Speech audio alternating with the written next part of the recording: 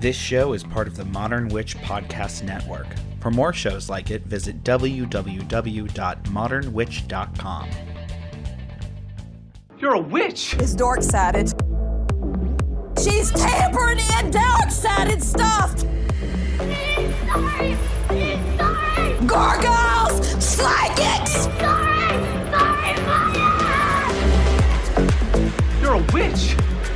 Witch! Witch! I am a witch. You're a witch! Witch! Witch! I am a witch. You're a witch! She's tampering in dark-sided stuff! Gargoyles! Psychics! Everything's ungodly! Dark-sided. Everything's ungodly! Everything's ungodly! Everything's ungodly! Is dark-sided. She's tampering in dark-sided stuff! Please, sorry! Please, sorry! Is dark-sided. I am a witch. Dark-sided. What is that? It's a little bag made from the skin of a toad.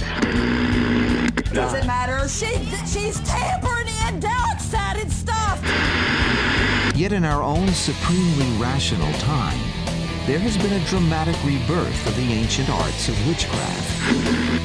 You're listening to the Modern Witch Podcast with Devin Hunter.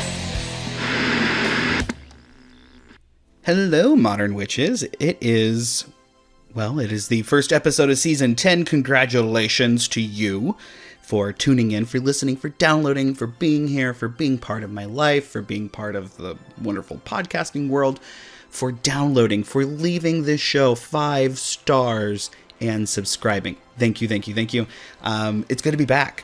Of course, summer is super busy always, no matter what, part of unless you're like a student in high school or something, then I guess it's not super busy. Then you're probably enjoying yourself. But when you become an adult, you work, right? You've got to work all summer. So it was one of those summers, and I finished a book. I have another book that's coming out. Go figure, right? Actually, I should be talking about that. I have a book coming out called Crystal Magic for the Modern Witch, which is now available for pre-order and will be coming out this November, the very first week of November.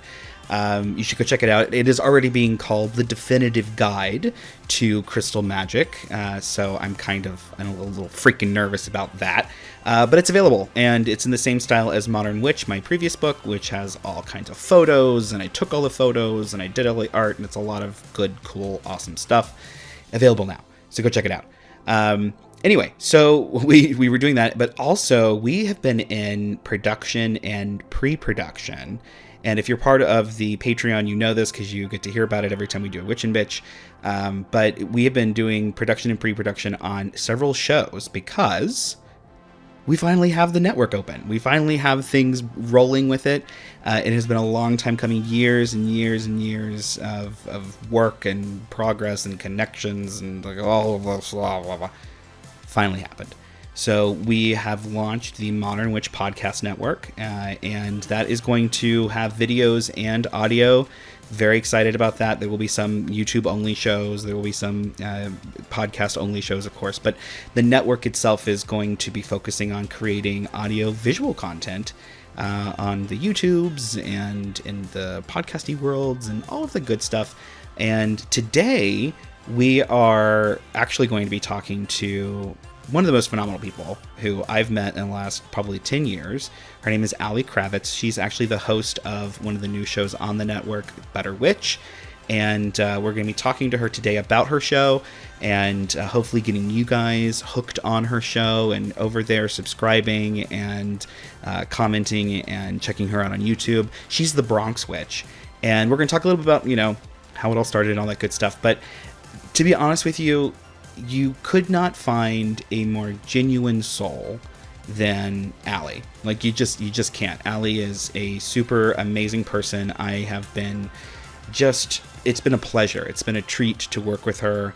And, I went to her and I said, hey, we're looking to fill some spots on this network. Would you be interested? And she said, let me think about it. And then she was like, fuck yeah. And then, things started happening. And I was taken aback, and you're going to hear a little bit about my experience with it, but she was so on top of it, folks. She put me to shame. She made me think about like how I could be a better podcast host, right? I wasn't expecting that. I was like, oh, I'm going to be the guy with like, 10 years experience in producing podcasts, and I'm going to show her the ropes. No, Aly was just on it. So I think it's going to be a fantastic show to have part of the network. There's a couple episodes already out. In fact, you're going to see on this feed, you're going to see the first couple episodes drop on this feed. Just hopefully, again, I'm trying to get you hooked, get you over there, get you liking and subscribing. So you're going to also see in my weekly drops, you'll also see for the next couple of weeks one of her episodes. But really, folks, I mean, there's just so much good witchy shit to go around, right?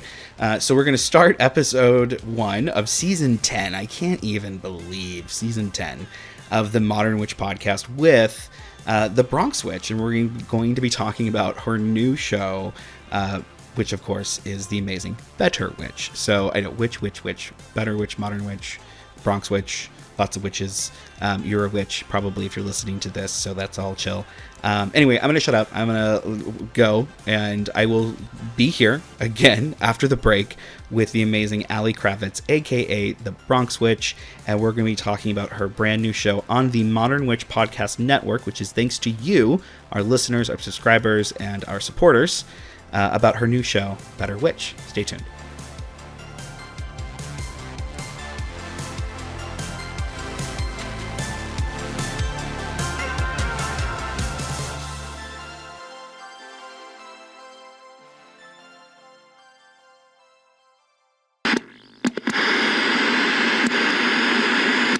Because it's a little disconcerting. I found something very fascinating too, that most Christians do not know their own faith. They don't know the origins of their faith. They don't know that they're dealing in a Roman religion. They don't know when hell was created. They don't know when the devil was created. They don't know that the first half of the Bible doesn't talk about hell at all. They don't know how the Bible was put together, who put it together. They don't know about the Council of Nicaea or what it meant. They don't know where their iconography comes from, the cross, or the idea that someone was killed on a cross. A performer, and you have to dance for the audience. And, all of the fun things. So how has the podcasting experience been for you? I'm really excited to have you with us. I know the guys are super freaking excited to have you with us because we all love and adore you. So we just have this, which we'll talk about in a minute, because I know the audience who is listening are like, what the fuck are they talking about? But I just adore you. And so the idea of having you on the network as we're reaching out into creating the Modern Witch Podcast Network is so fucking cool. It's so fucking cool. So how is this going for you? How is the podcast life? Wow. Well, so it's been really interesting. First of all, I'm super excited to be just a part of the Modern Witch family. It's nice to be doing something new with folks who are not new at it, because that's been, I've been able to come to you for advice and guidance and just a better understanding of how it all works. So I'm really happy to have like that kind of support. And I think that just for me, it's been a learning experience. Definitely. I've learned that I really enjoy editing my videos, which is really interesting. I sometimes fall into little funks where I'm like, editing. But this has actually kind of rejuvenated my spark for doing that and putting together each episode and kind of thinking about, what does the audience need? What's going to be the most helpful thing for us to share with them? Has been a really cool process for me. I'm looking forward to actually, what I haven't had yet is the experience of listening to it on a podcast platform, because I've done the first 2 episodes on YouTube. So I've been, watching the videos and editing the videos. And so I'm kind of looking forward to going to the podcast platforms and just hearing it, because I've listened to probably hundreds of hours of podcast talk in my life, but never my own voice. So like I'm like, whoa, what is that going to be like? But I'm excited. Yeah. It's been a really cool process. I mean, it's just like watching a YouTube video with your eyes closed. Yeah. I It's know, but just it's like like that. I feel like it'll be a little bit different just because when I watch my YouTube videos, there's a lot of thought going on about like, oh, you just scratched your nose right there, or like, oh, did you like, did you see that fly Oh, like, totally. go by? So Yeah. like, there's all this visual stuff that I'm like, oh crap, I didn't catch, or like, oh, like the light just faded and things like that. That I probably, if it was just a podcast only audio, I wouldn't even have to worry about. So that part I think is a little bit different because I think I'll be able to just relax a little bit and just listen. I hear you there. Yeah, and we're literally just so I guess we should explain what exactly it is we're talking about because I'm Yes, sure I yes. will have started the show at some point People in are like, this. who is this lady? I'd love to just jump in. So everybody, I mean, of course, because the intro would have told everyone who you are, and so the big thing with your show. So everyone who doesn't know, we've started the Modern Witch Podcast Network. This has been a dream of mine for years and years and years. And now that I'm at this stage in my life, I can actually kind of push resources and energy into making it happen for the first time. And a couple of years ago, we started an online event called the Official Witches Sabbath, which, of course, if you're a listener, you know all about it. And Official witches have Aly, it in the house. yeah, represent. We have the team here, man. It's Yes. yeah, and today has actually been all about the Sabbath. People just don't even know.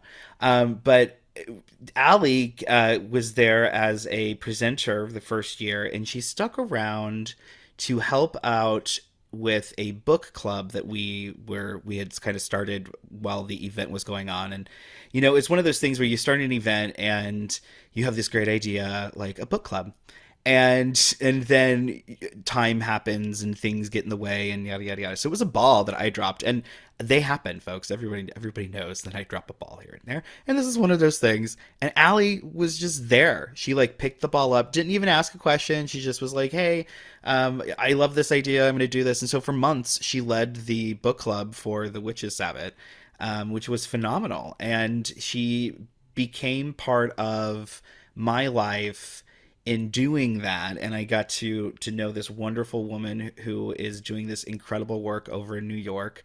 And the more I got to know Aly, the more I thought how much my audience would like to get to know Aly, because I know you guys at home. I know the emails I get back and the conversations we have online, and I'm like, Aly is it. Aly is totally modern witch, and so I was, came up to her and I was like, would you come and do this podcast, please?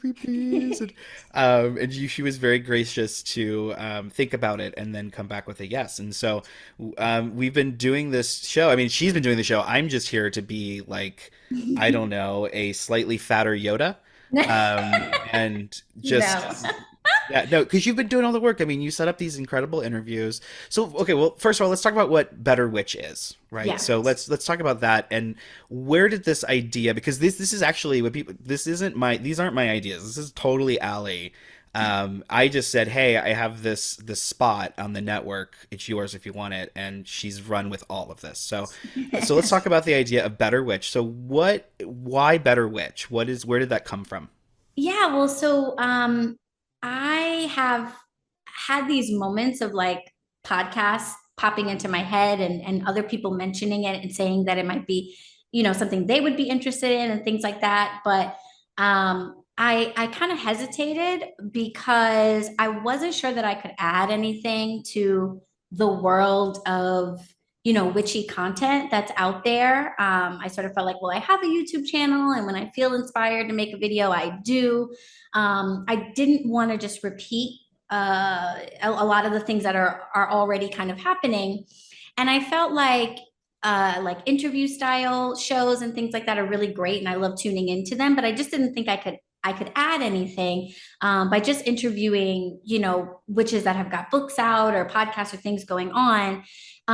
So I just asked myself, like, well, what can I add, to the conversation, if anything, or if I was looking for something different, what would I want? And it occurred to me that the how-to material that is out there, whether it be books or videos, are really useful. They're really helpful. But they don't necessarily compare to just hearing an actual person talk about their experiences, right? And I think that's true for anything, like not just in the witchy world, but there are how-to books or videos on a topic, and then there's talking to someone who's actually done it. And those little tidbits and those little gems and those little side stories and tangents that they might go off on oftentimes are just as valuable or more valuable than something that they might share in like a formal how-to. So interviews weren't really calling me, how-to type content wasn't really calling me.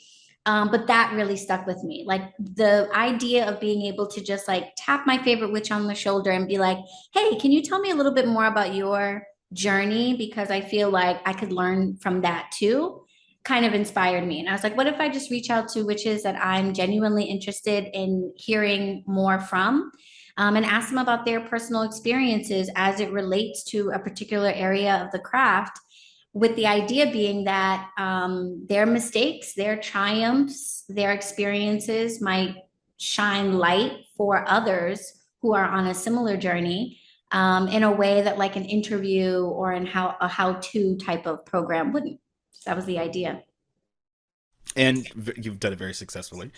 What I like about it is, okay, so first of all, I think only one of somebody who I would consider to be like an actual teacher of mine has a book out. Everybody else would, are these, I mean, we all know occultism is full of these gems of people who would never write a book because it's not their thing, right? Like I have definitely learned writing a book is not necessarily everyone's thing. It's not always my thing, and so there are people out there who are literal mines that of just full of gems, right? That are just waiting to be brought to the surface and shown some light, and they aren't usually given the stage. They're not usually given a platform to do so, and so and I will also say to that effect that it's hard to get somebody, especially when they're starting a show, who's interested in doing that type of discussion. If the goal is to like create a solid show and to build an audience and to make it something that is meant for a big audience, right? It's not easy to go for people who are those hidden gems, because most people want to go and find the very shiny sparkly gem, right? They want the big name pagan, they want the author, and I mean, and I'm guilty of that. I'm absolutely guilty of that. Now I'm guilty of it for a different reason, and I will also say I've been around for so long that I was one of the first people to do it, so meh. But for me, my whole thing with it's changed over the years, right? Because now I'm an author too, and so I don't get like this, like the nerve, and this isn't me like trying to sound like an asshole, but I don't get nervous necessarily before shows anymore. Like if I'm recording, because I'm like, well, I'm in my office, like recording the show. I used to freak out before interviews, but like, oh my god, I'm gonna talk to so and so, and this is such a big deal, and it's not that it's not a big deal anymore. It's just I'm way more comfortable because I realize, after my own experiences meeting people who were nervous to meet me, like, no, everyone's just a little awkward, and when it comes to these moments and things. How have you felt any of that, like nervousness? Yeah, well, that actually kind of ties into the guest co-host list for this season. As we were going back and forth, and for folks who don't know, we've had multiple meetings to kind of go over these things, and I had some original ideas, and then went back in and tweaked the list because, as you pointed out, Devin, and also in my own realization that it's like, I do understand the importance of trying to strike a balance between finding witches that folks are interested in hearing from, or whose, maybe credibility has already been established, and all, balancing that out with people who really just have great information to share, kind of whether or not they have like the biggest platforms. So my nervousness was kind of like my compass for choosing the folks that I sat down with this season, because I really didn't want to be nervous. And so I was like, let me reach out to people that I feel like I could sit down and talk to. And that I could feel comfortable with having a casual conversation with, because I'm from New York City, right? Like the idea of like sitting on this front stoop of the brownstone and like having conversation as people go by is a very New York thing. And that's something that is really in me when I think about like the shows I've enjoyed watching over the years or experiences that I've had. So I really want folks who are tuning in to feel like these are two witches that are sitting on the stoop and just chatting it up. And I realized that as much as I may want to talk to certain people or their name might carry a lot of like interest, there are certain people that really make me nervous like that. And so I was like, I'm not ready. I'm not ready. I want to make sure that I can genuinely feel super comfortable and really open with that person, and they can feel the same way with me, and we can really just let it out. And so that kind of informed my guest list choices, actually.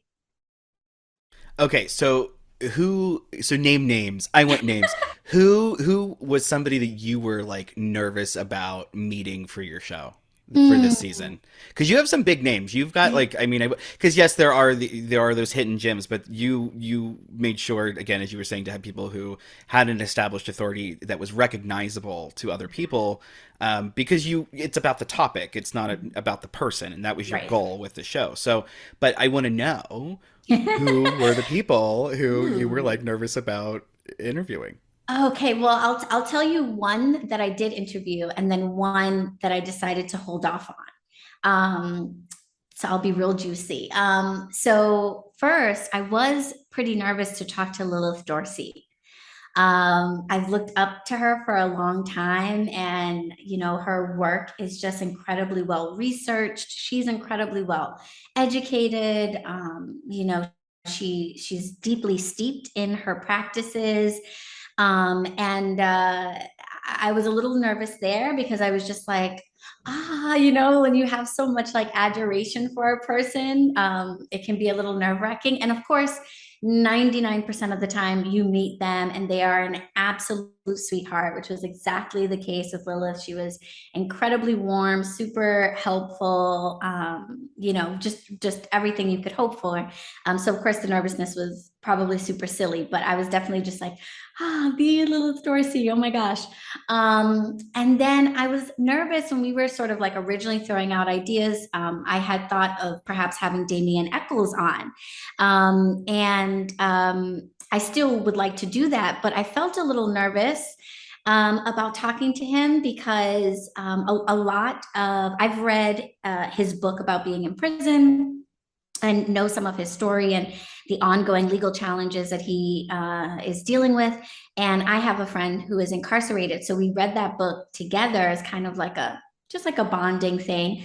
My friend is not a witch, I am. And so this was sort of an interesting connection. So we've agreed to read High Magic together, which is Damien's book on high magic and the rituals that he used or learned when he was locked up. But other than that, I don't know too much about him. And he's kind of elusive.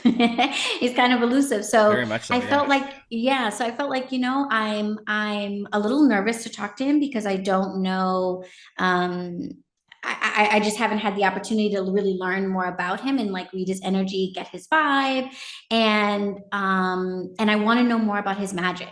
Like I know a lot about the story around his incarceration, but I don't necessarily know much about his practice because I haven't read those books just yet. So I was like, you know what? I'm a little nervous to talk to Damien, and I think for good reason. I need to educate myself more, be more prepared. I know he's a very well-read individual as well, and I would just like to know more about him and his practice before I feel like I can just be like chill, Yeah, absolutely. He is definitely hard to book on a show too. I'm trying, and it seems like it's a whole thing, but I'm working on it, and I know exactly what you mean. I know exactly what you mean, because he, in his own way, I think because of his place in American history, he carries like a weight to him, and so Yeah. I think there's something there. Yeah, absolutely. Yeah. You So know, I was and like, I just need to educate myself more. So it's like my nervousness, I think, comes from my own perception of myself in terms of like, am I knowledgeable enough on this topic to like have this conversation with this person? So I guess if I feel like I'm not a peer, that's probably going to make me feel a little bit of nervousness that yeah is there. but I can also tell you that none of us feel that way. Like none of us don't like nobody shows up to a show and is like, oh, these aren't my peers. Like we're all there. First of all, just grateful for the opportunity because it's so hard in its own way. It's very weird, but it's hard to get like booked on a show to get any publicity for the work that you do. So it's, and you know, your publicist, chances are is if you, unless you're working with a super big company, isn't able to connect you with a bunch of big name podcasts and things like that. So like, it's hard. It's so anytime there's somebody who's interested in like my work, I pretty much am going to say yes, just because I am all about supporting podcast, especially if it's a podcast. I'm all about supporting podcasters, and I'm here. I've been here for going on 13 years, and I love this community, and so of course I'm going to come say yes to your brand new show that maybe you won't, like I'm here for it. I'm here to help out and those sort of things. But when it comes to the like meeting those hosts and things like that, no, are you kidding? We're just grateful. Like, so like that was, but everybody always asks like, oh, I want to start a show, do you have any advice? And my number one piece of advice is get a pair of headphones. That's a big thing. Like when you record with headphones, it's important. But also just ask like people, how did I start? I just asked people. Now granted, some of these people were my friends before I started the show, but most of these people I had no freaking clue. I had never met them, I had no access to them, and I just emailed them and said, hey, I have this show, here's the link to the past episodes, I would love to have you on, please consider it. And almost always the response has been, hell yeah, let's do it. And there's this just excitement to be part of that collaborative energy. So I'm really excited. I thought it was cool because that so many podcasters trip up there. Like if that's the idea for their show, because not every podcast is an interview show. Let's be real. And that's fantastic because if they were all interview shows, we would, be hitting our head against a wall. But for when it is the point of the show, it's the reason why a lot of these shows only make it to 5 episodes is because they stop asking for interviews. They stop asking people. They get nervous. They don't feel like they're on equal playing field. There's that whole outsider syndrome thing. Like this is the stuff I hear from podcasters all the time. So I don't know, but I thought it was really cool that you were like, no, I want to do this. I'm going to do this. I'm going to email this person. I'm going to do this. And you took care of shit. Like, I honestly thought it was going to be one of these things where I needed to pull some strings and ask my friends and like none of that happened. Like, I was totally ready for that. Yeah, But no. I think that, and that was something that I realized as I was going, like just putting it all together in my head. I was like, I want to reach out to people that I feel comfortable reaching out to. Like, if that makes sense. Like, if I feel nervous about just sending you a message and seeing if you would do this, then maybe I need to wait a little bit before I That's reach so out wise. to That's to so that person. wise, You know what I mean? Aly. Because It is, yeah. it's gonna color our conversation, Like if that level of comfortability needs to be there in order for this to really be like a better witch type of chat. Otherwise, for interviews, I feel like it's different. It's like, yes, I adore you. That's why I'm interviewing you. I want to, just talk to you and share you with the audience. But the vibe for this was a little bit different. And I was kind of like, if I can't even like get on your website and find your email address, or even if I'm, close enough to send you a DM or something, if we don't have that level of comfort now, we probably won't during the chat. So that was What's kind the of, I let energy like? my gut Totally. kind of pull me there.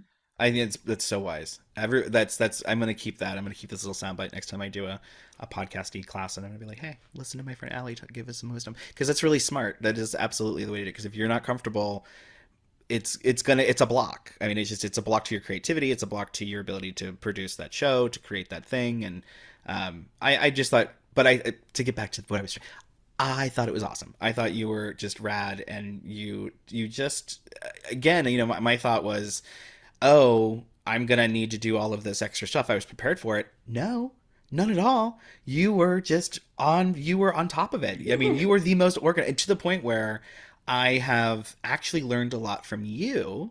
And I've been producing this YouTube show that's taking me forever to do, but I want to get them all done before I launch them. Like you got all your shit done before you started launching stuff. And I was so unorganized with it, but I'm like watching you produce this new show, and I'm like, she's so on top of it. She's so organized. There are folders for everything. Like it was amazing. It was I'm a amazing. big fan of a drive folder. Yeah, it was amazing. So fantastic. Okay, so the kind of the catchphrase for the show is, when you know better, you witch better. Where did that come from? Because I don't know. I've always wanted to ask you, because I know you, when you said it just sounded so perfect and right, but I never asked you about the process for that. Yeah. Well, I don't know if there was like a first person to ever say this. So I'm probably totally like missing the opportunity to credit somebody, but I just feel like I've always kind of grown up hearing people say, when you know better, you do better. And I don't know where that came from, but I've just heard that a lot. When you know better, you do better. And a lot of times when we don't do better in our lives, it's because there's something we don't know. We don't know how to improve what we've already got going on, or we don't know that there even is a better option out there. So for me, I thought, I want to help the world have more witches. But I don't necessarily want all of us to be stuck in that baby witch phase. So that doesn't necessarily help the world. We need witches, active, 18-year-old, like instead of baby, like, Right. a young adult at the very least, if not older, witches out there. Like, we need witches out there that really feel like they can cast, that they can divine, that they can heal. Because I think that would make the world a better place. And just as a witch, that's what I'd like to contribute to this world: more witches, and better witches. And so I thought, when we know better, we do better. And when we know better, we witch better.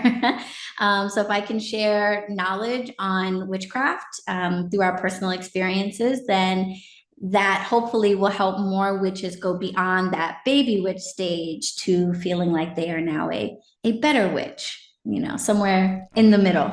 I like that.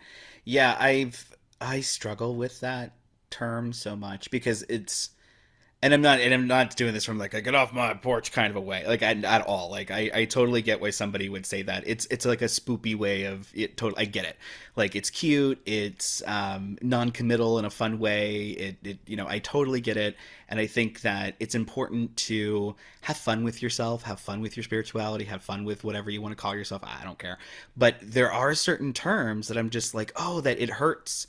Like, when I hear people refer to them like as a baby witch, I'm like, oh, that kind of hurts a little bit. Only because of the importance of, I mean, we all know words matter, right? And so I think you can call yourself a baby witch for like 3 months. But here's the thing: we're all baby witches. I mean, to be honest with you, like, we're all learning all the time. We're all, we should hopefully be in an exploratory phase, where we're trying new techniques and new things out, and we're questioning things. And so I think this idea of creating an identity, which is what I see a lot of the time, like, it's in your profile, baby witch, and it's been there for 3 years. And it's like, well, at some point, when are you just going to be a witch? And it's this, I don't know, I have a whole thing. I almost wrote about it. No, I realized understand I what sounded you're old and saying, because curmudgeonly. I think though, like, I think what is happening there, like, on the one hand, I feel like the baby witch term is sometimes reflective of that sort of looseness with your magic, or looseness with your spirituality. Like, I'm just dabbling, or I'm just learning. I haven't really committed myself to this identity or this lifestyle yet. And I think that's fine. But I think that baby witch gets used as a term often when folks really just don't feel like they know what they're doing, and they don't feel confident. And if that's the case, then I want to help you. I want to help you get past that point of feeling like you don't really know what you're doing.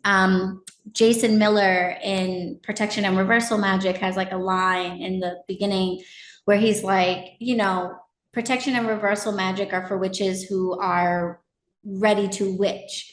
And you may be just reading books and going to fairs, in which case this book like maybe isn't for you. And when I read that, I was like, ooh, burn. But I was like, that is really accurate. I think a lot of us get stuck in that beginner phase where we're totally into the aesthetic of witchcraft. We like the idea of it. We love buying books on the topic and reading it and going to festivals or shopping at witchy shops. But a lot of folks are not really practicing. They're not out here casting magic. They're not learning how to heal with medicines from the earth. They're not necessarily getting into their ancestral practices and really establishing connections with the unseen beings in our world. They're not practicing. And I think that baby witch terminology comes from that kind of acknowledgement that like, I don't actually really know how to witch, but I want to identify that way. So my hope is that the episodes maybe help a few witches go from just that place of like, I wanna be, to feeling like, okay, I'm doing this for real. Well, absolutely. And I also think there's something to be said about providing content that is for those people instead of all of the content being directed towards an introductory 101 kind of level. And because this is the big creative stumbling block that Modern Witch had as we started to move into making Modern Witch more of a thing.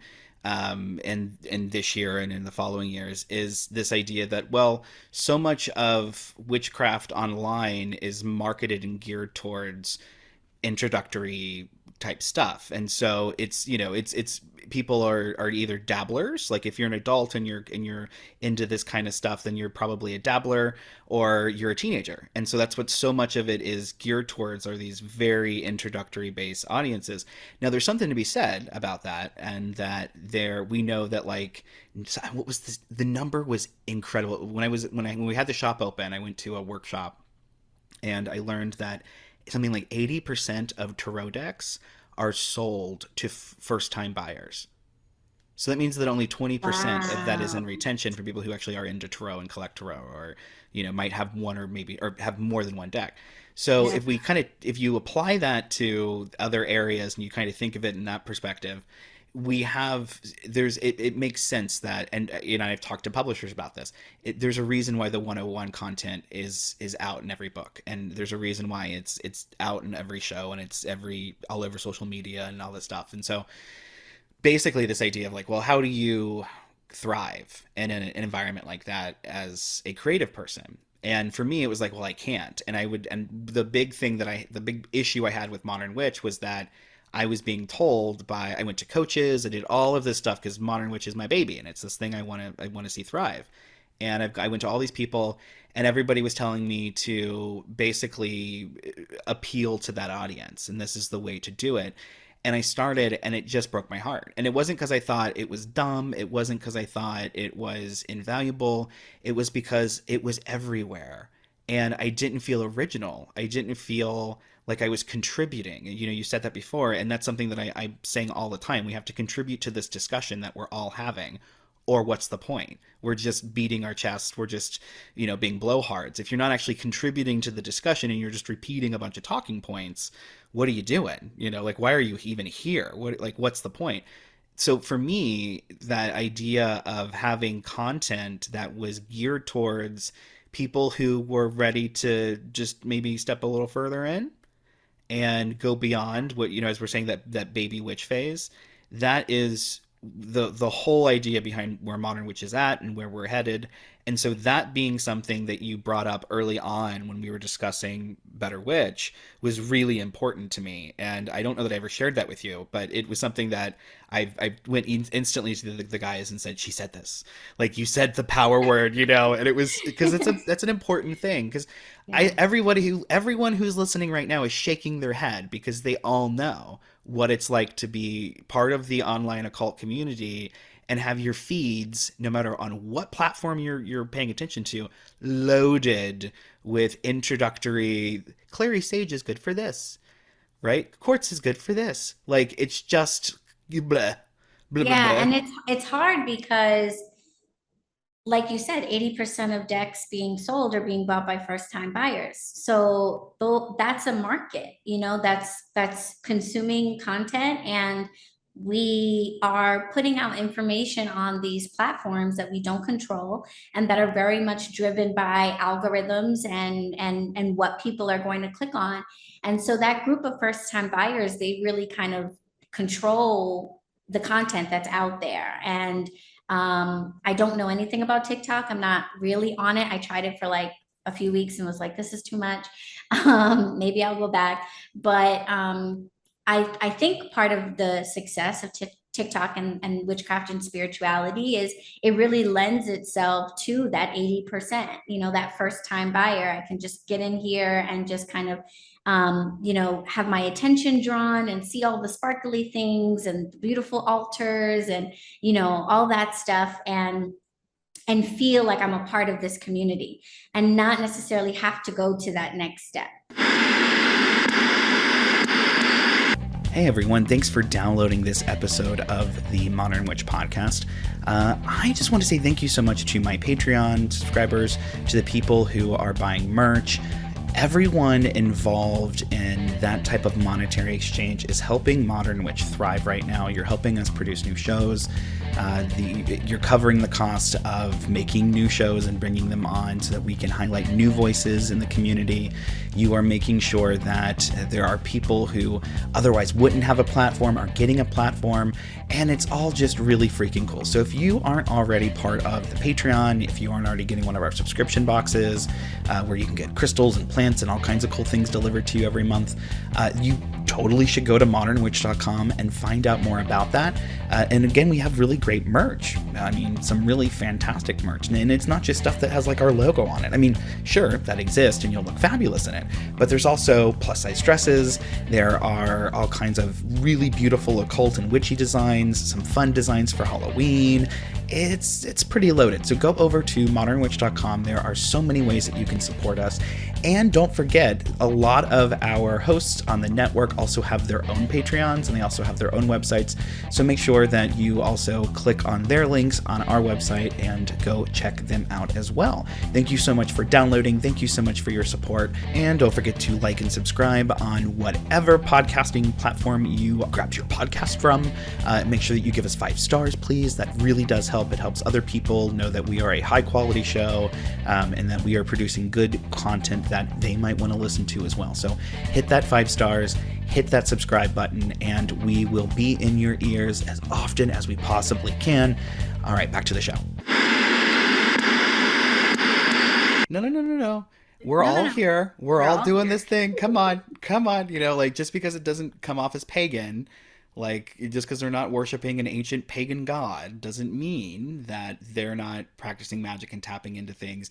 They're just going about it through this different lens. And I think as a magician, it's much more fascinating to listen to how they're going about that and figure that out. And maybe I might learn something, right? Than it is to just say, no, this is invalid, right? That's I think that the Christian witch conversation really helps to define the difference between like the craft, which is a practice, and like the ideology that you might carry as to why you practice the craft. But I try to remind folks, and there are witches that disagree with this, so I understand why.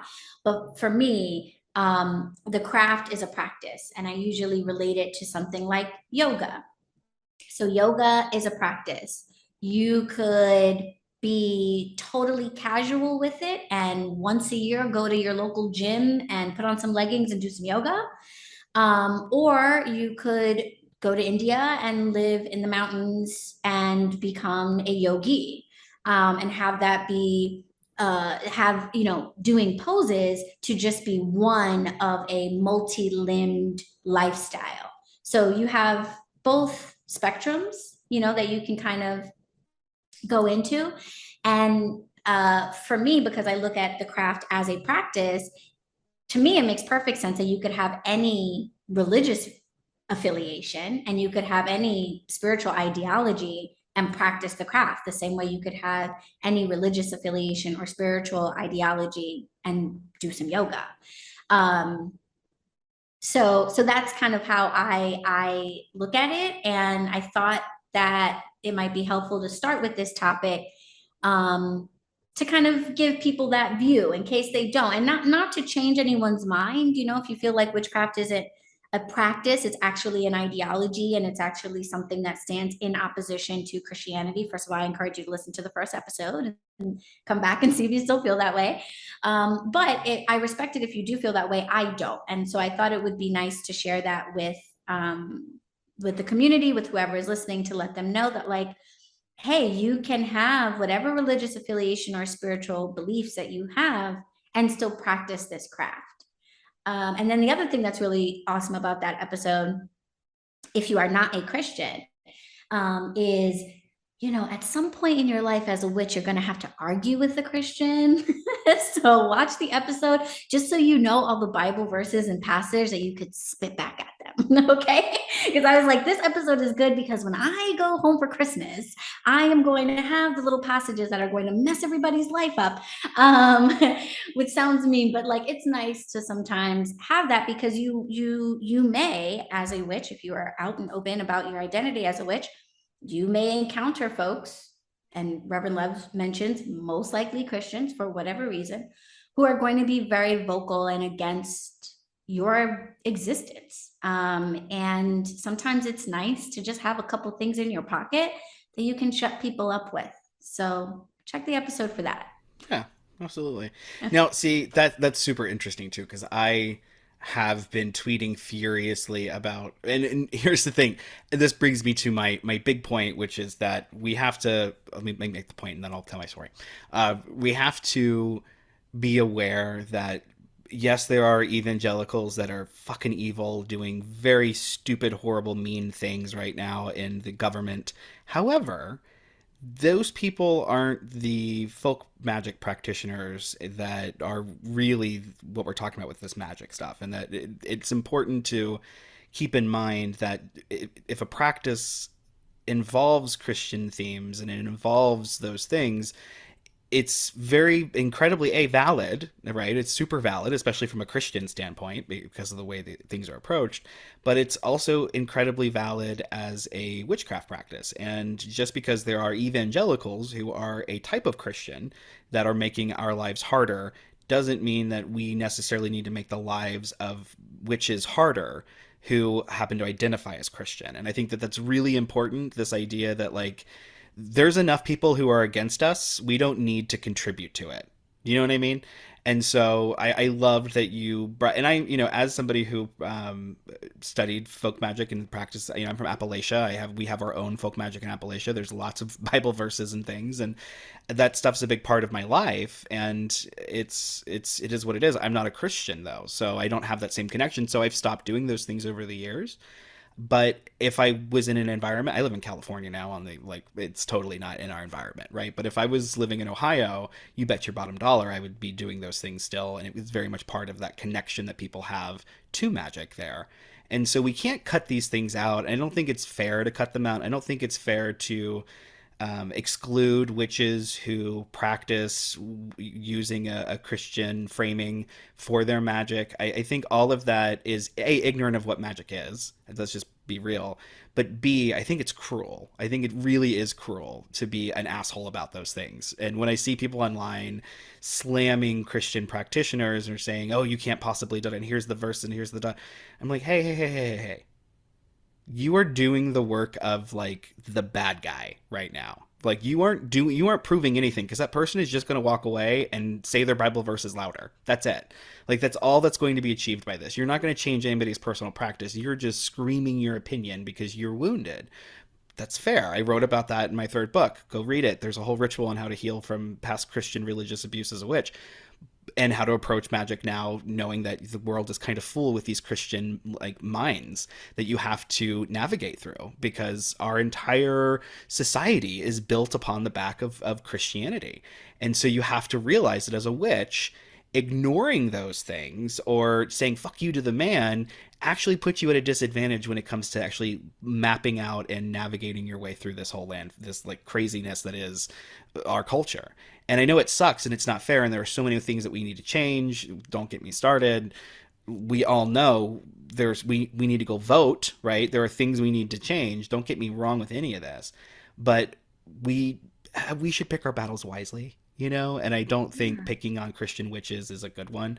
So when it's like, when let's not be the people that tell people that they don't exist. Like other groups are really good at that. Like I had a long conversation with my husband the other day. He's a heterosexual guy and of a certain age, and and so there are some concepts and things that are new to him, and we got into this long conversation about pronouns and all that stuff. And at the end of the day, I think it's important that we understand that there's a community of us that want people to be their true, genuine selves to the maximum expression of that. Like there are those of us in the world, and I think many of us are witches, that do not want to see a world of oppression and limitations and telling people that you can't be this or you're not that because I decided. We always say there's no I in team. Well, there are two I's in identity, right? So Absolutely. that should be something that a person gets to decide. So the Christian witch topic in particular was really, I was really motivated to have it because I saw people saying Christian witches don't exist.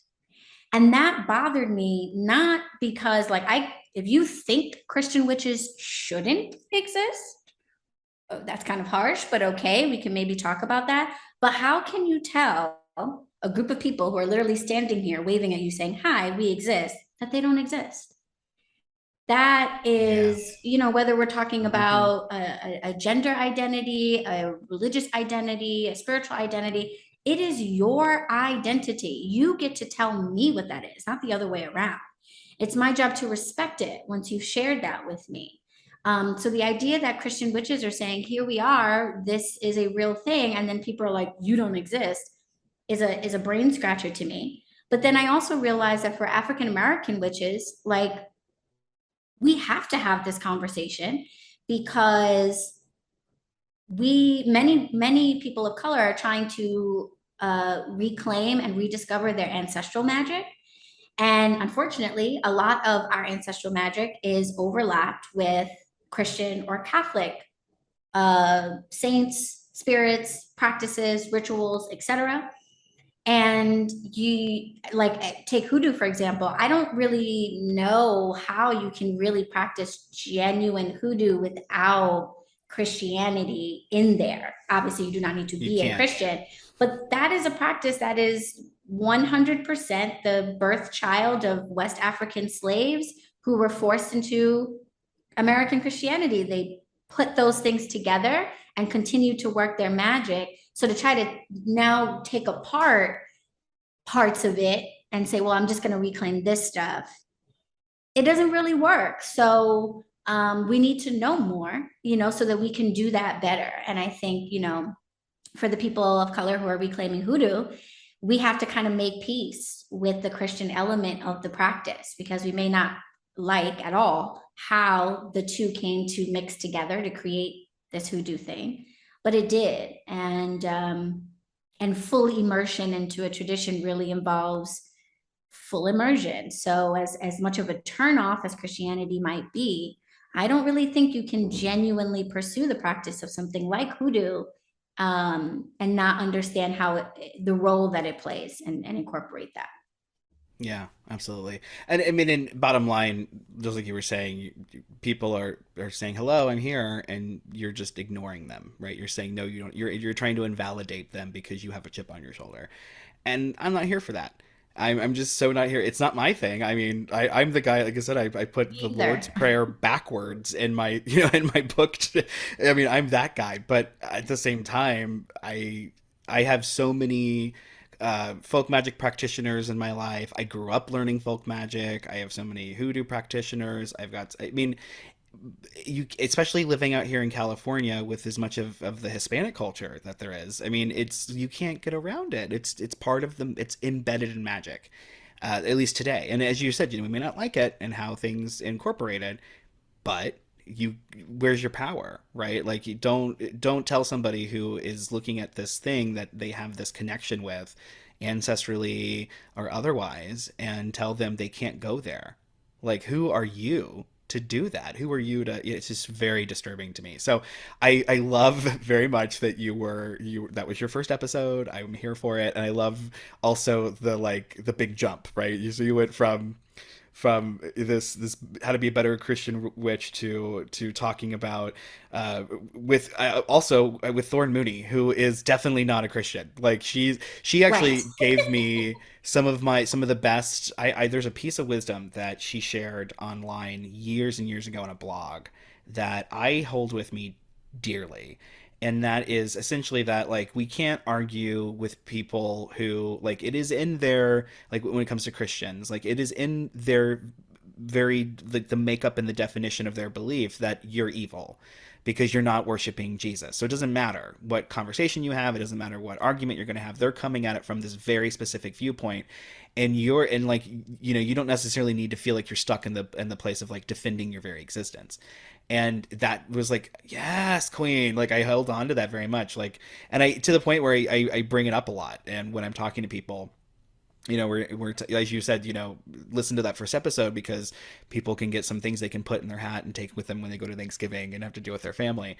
And, you know, I'm the person who's like, I will do that with, like, spiritual things. Like, I will talk to my mom. I will argue Bible verses with my mom all day long if it's about religion, if it's about spirituality. But I won't do it when it comes to, like, you know, civil rights and, you know, things like that. I'm like, no, religion has no Yeah. place here. No, I'm not here for that. And my religion specifically prohibits me making decisions about society based on my religion. So it's like, it's this very weird thing.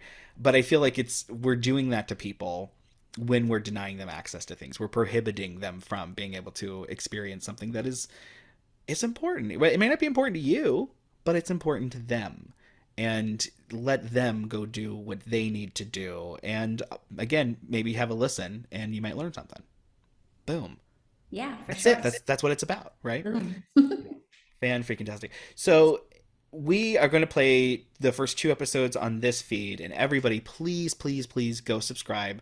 The links to the feed on all the platforms that we are currently plugged into are going to be in those show notes. They're also going to be in the show notes for this episode. So when you are listening to it on this feed, if you haven't found it already, just scroll into that description for the episode, and right there you will find the link for Spotify, for Apple iTunes, for all the things that we're plugged into, so that you can subscribe and you can follow Better Witch. So how many episodes do we have for this whole first season?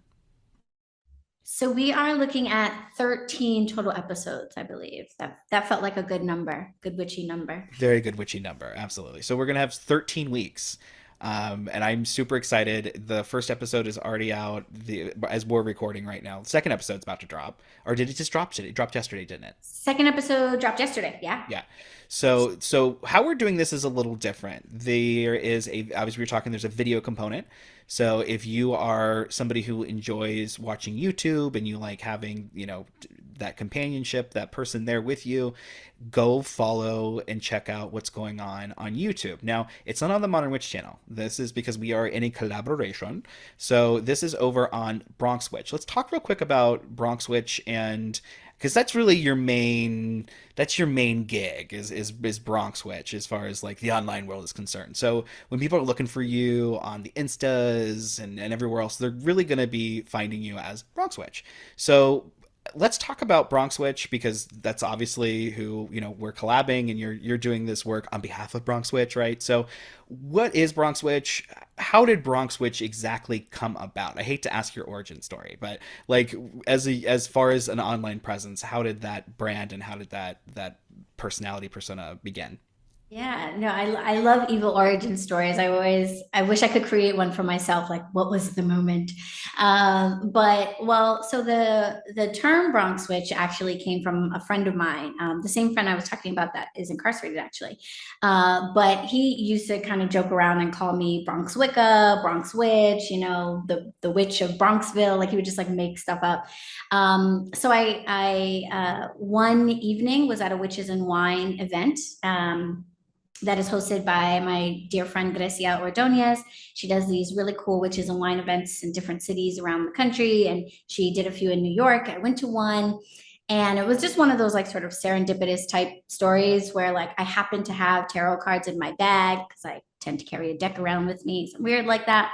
And someone asked me for a reading out of nowhere, and I wasn't reading professionally at the time.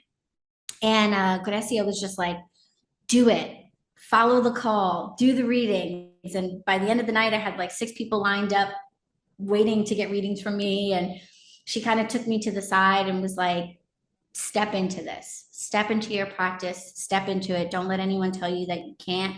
I know you don't see where this is going, but do it. And it was just one of those sort of like, voice from the heaven type moments. And I left that event and kind of declared to the world, like, I'm doing this, and created a YouTube and an Instagram that day as Bronx Witch. I couldn't come up with anything else. So I was like, I live in the Bronx. I am a witch. And one of my friends already calls me this. So I'm going to go with that. And the platform or the brand kind of has been evolving and growing right along with me as I've learned more about what people want from me. I think when I started, it was just a place for me to share my personal experiences as a witch living in an urban environment, because I feel like there are some challenges there, especially when it comes to like working with herbs or getting in touch with nature.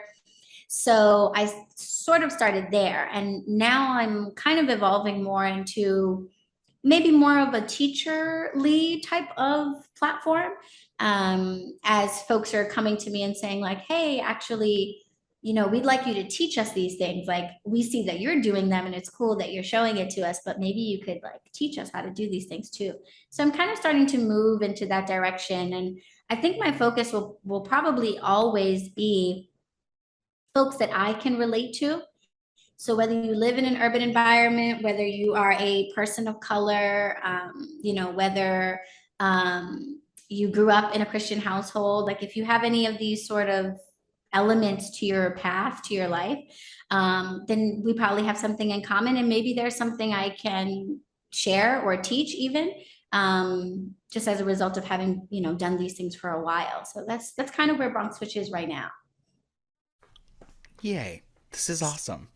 Aly, thank you so much for being a part of the New Modern Witch podcast network. I had no idea who would take that spot when I put it out into the universe and said I want to do this. And we tried, we've had other shows kind of start and then fall on their face in the first episode. And then nothing ever happens with it after that. And then they get taken off the network. And so, it sucks. It's hard. And you were so dedicated and committed to the project, and you made sure that everything was done. You made sure that it was complete before you wanted to say go. And I thought that was so admirable. And as somebody who creates podcasts, I know how hard that is. As somebody who listens to podcasts, I am grateful because I know that there's going to be a complete season that is available for download, and that is fucking cool. So thank you so much for being on board. Thank you so much for bringing your light. Thank you so much for bringing your wisdom and your magic to Modern Witch. And I know that everyone in this new created kind of adventure that we're having over here in California as we're creating Modern Witch is grateful to have you on board as well. We are constantly talking about you. We're constantly talking about what you're creating, and I know that the Modern Witch listeners are going to be talking about it as well. So let's do the link roundup real quick. Where are we sending people if they want to see the show on YouTube? All right. So if you want to see the show on YouTube, then you are heading to the Bronx Witch YouTube channel.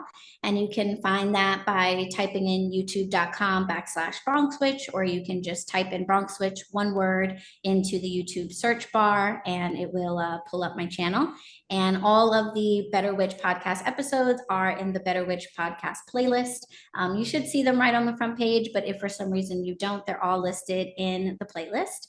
And the cool thing about YouTube is there's multiple things you can engage with for each episode. So if you're just a casual folk, tuning in, there is the episode that airs every Tuesday at 7 p.m.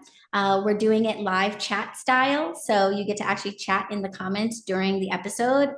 So we're having kind of conversation about the topic as the episode is playing, which has been really fun and engaging and cool.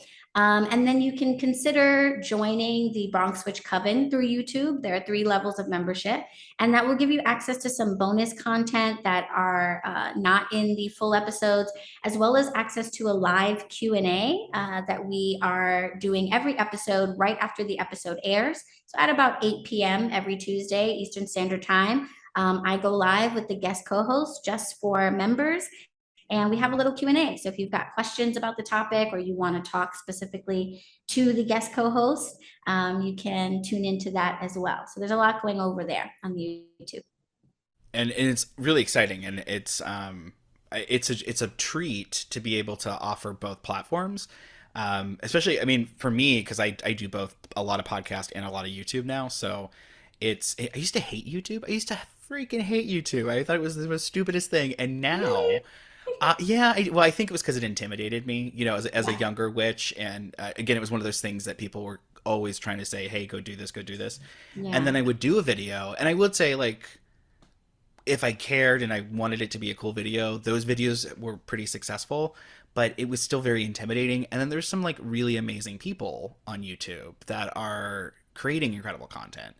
And and you have some like the Witch of Wonderlust, right? And so like you've got some incredible creative people who have come on to be part of that, and those people are like rock stars to me. I watch their videos. I especially if there's anything that has anything to do with dinosaurs, I've probably seen the video, or weird history stuff. Like I learned the other day that syphilis has been with us for quite a long time. In fact, probably way longer than we even want to think.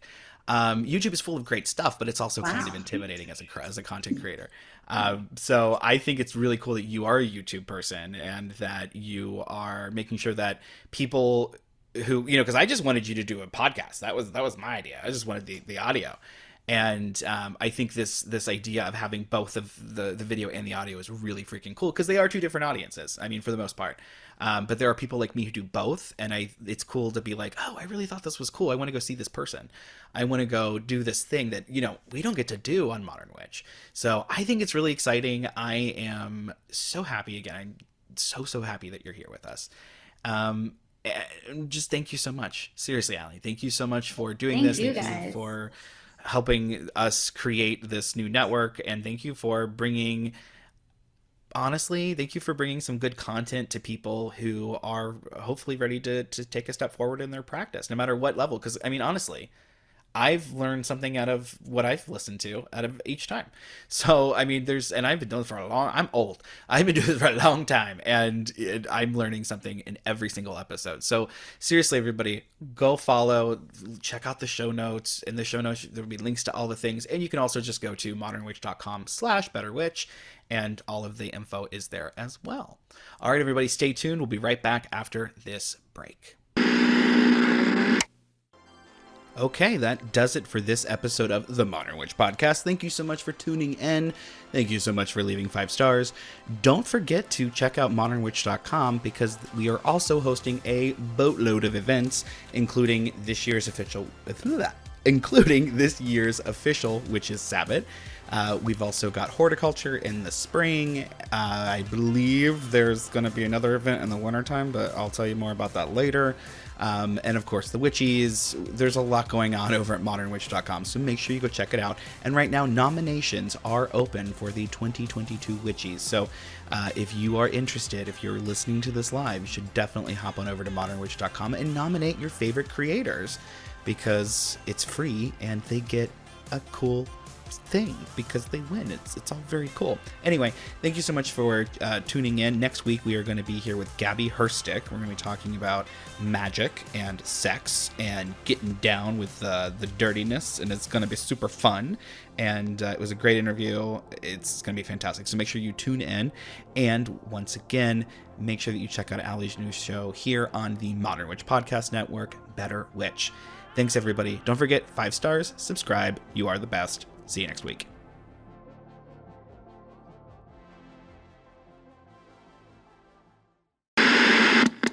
There are forces at work here, dark, incomprehensible forces. Satyrs Incorporated.